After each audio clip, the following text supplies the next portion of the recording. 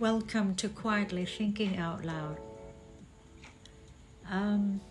Today, while preparing some reports for a client, I found myself reviewing old notes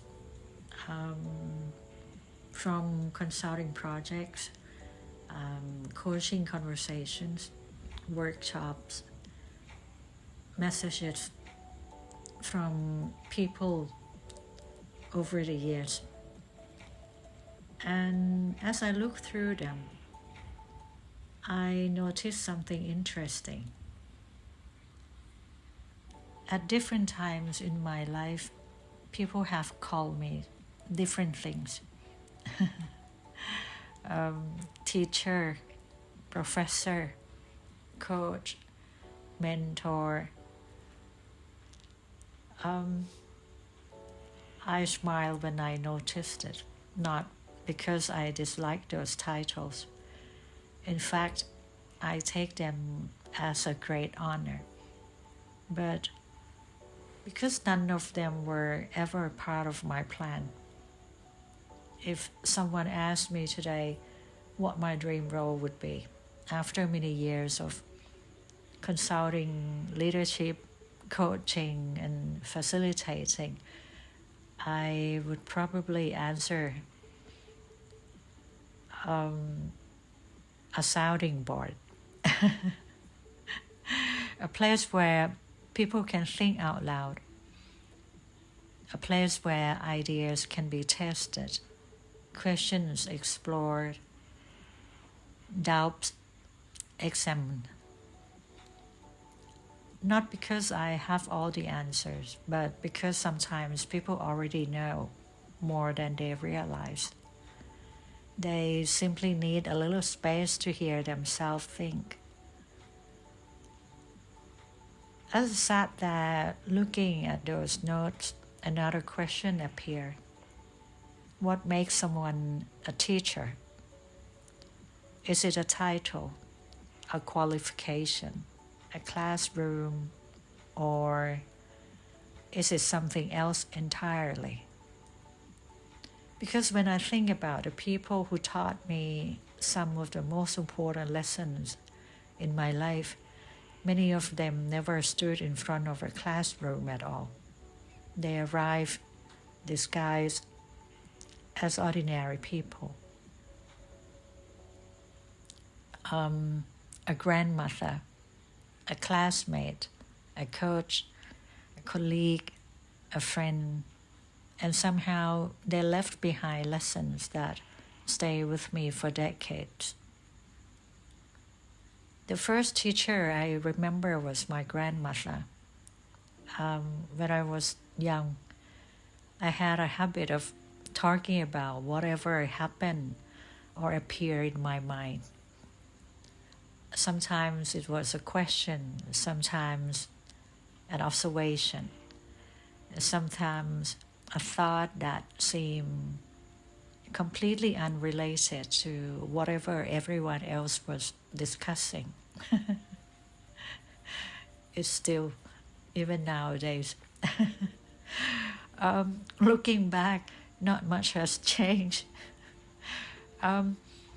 Even today, I can be watching a bird on a branch and suddenly find myself wondering about human behavior, leadership, or why people become attached to certain ideas. Many adults might have found that annoying. Some might have told me to stop daydreaming. But my grandmother never did. She simply let me be myself. At the time, it seems like a small thing. Years later, I realized it was not. When someone allows us to be ourselves, they give us room to grow into who we are meant to become. My grandmother taught me authenticity, or perhaps a simpler phrase would be, she taught me that it was okay to be myself. Another teacher arrived when I was still a child. A group of students were teasing a boy because he was different. I was there too. I remember laughing along with the others. When the group eventually walked away, he remained behind, crying. I didn't know what to do. I just stood there. I was just a child. Then he grabbed my arm and said something I have never forgotten. He said, "You are not me. You'd never know." At that age, I didn't fully understand what he meant, but today I do. Sometimes people carry battles we cannot see. Sometimes we assume we understand another person's experience because we can see their situation. But we only see a small part of the story. And the older I get, the more I realize how true that is. Everyone carries something: grief, fear, pressure, loneliness, worry, dreams, disappointment, and most of it remain invisible. That boy taught me empathy. And then a few years later, another teacher appeared on a volleyball court. At the time, I was playing at a fairly high level. One day, our team was competing against one of the strongest teams in the country. Some of their players were national level athletes. The match was difficult. There was pressure, intimidation, and if I'm honest, I was nervous. My coach called a timeout. He looked at me and said, "Don't fear them, it's a trick." Then he looked at the team and said, "We know that they are stronger, we know who they are. It's okay to lose, but lose with dignity." And finally, he told me, "Face them, focus, and do your thing." I still remember those words, not because they guarantee victory. They didn't.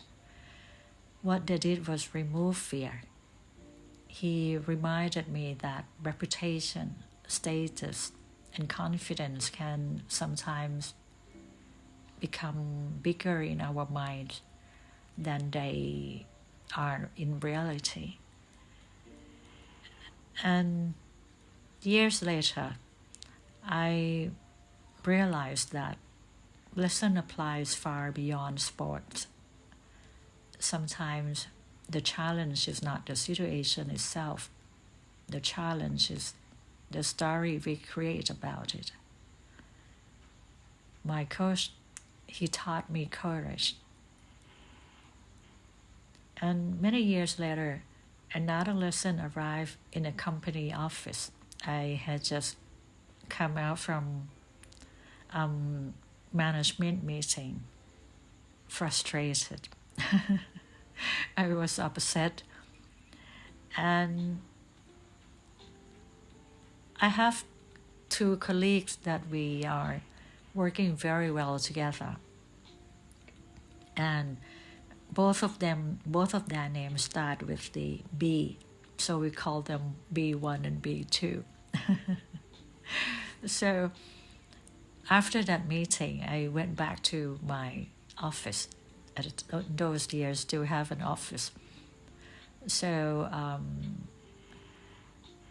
this Singaporean colleague, we call him B1. He walked into my office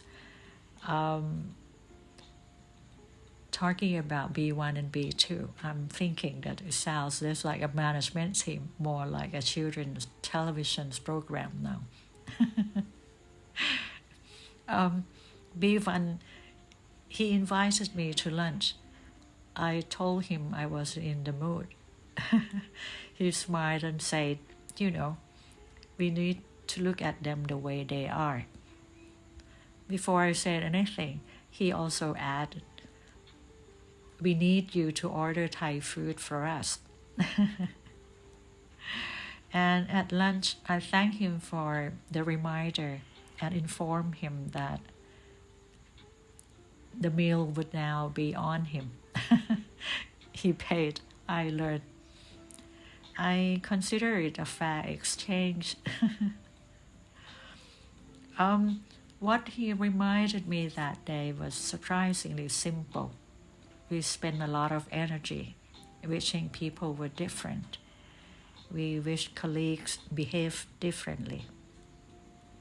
We wish leaders behaved differently.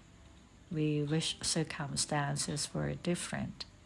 But before we can improve anything, we need to see reality clearly, not as we wish it to be, as it is. B1 taught me acceptance. The final teacher I want to mention today is a senior friend. She called me after my mother passed away. Like many people who lose someone they love, I was trying to understand grief. I was trying to carry it, to make sense of it. One day, she gently told me something I didn't want to hear. Grief never really goes away. At the time, I didn't like that answer. I wanted a finish line.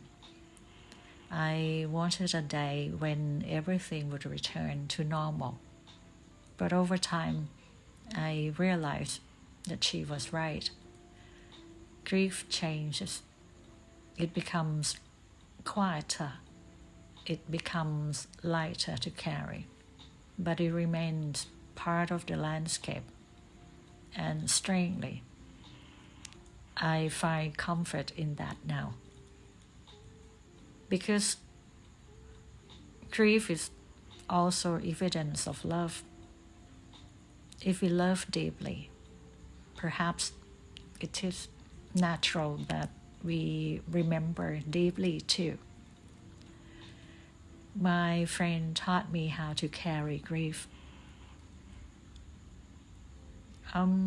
Looking back, I realized that some of my most important teachers never stood in front of a classroom. One taught me it's okay to be myself. One taught me how to see the pain others carry. One taught me courage in difficult moments. One taught me to accept reality as it is. And one taught me that grief is not something we overcome, but something we learn to carry. None of them knew they were teaching me. They were simply living their lives. I happened to be paying attention. I think perhaps that is how many people leave a legacy, not through grand achievements, not through titles, but through small lessons that continue traveling long after they are gone. A sentence, a conversation, a moment of kindness, a different ways of seeing the world. Something another person carries forward, and perhaps one final teacher deserves a mention. It's ourselves. Because over time, we also learn through our own experiences, through mistakes, through difficult seasons, through moments that help us understand ourselves more clearly, what we value, what we stand for, what kind of person we hope to become. And I've always believed that becoming a decent person begins with learning how to be kind to ourselves. Because once we begin to understand who we are, navigating the external world somehow becomes a little easier. Perhaps growing older is simply learning how to become our own teacher. So today, I find myself wondering, who were your teachers? Not the one listed on a school timetable, the one who arrived unexpectedly, the ones who changed the way you see life, the ones whose lessons are still quietly traveling with you. Thank you for spending time with me today. Until next time, take care.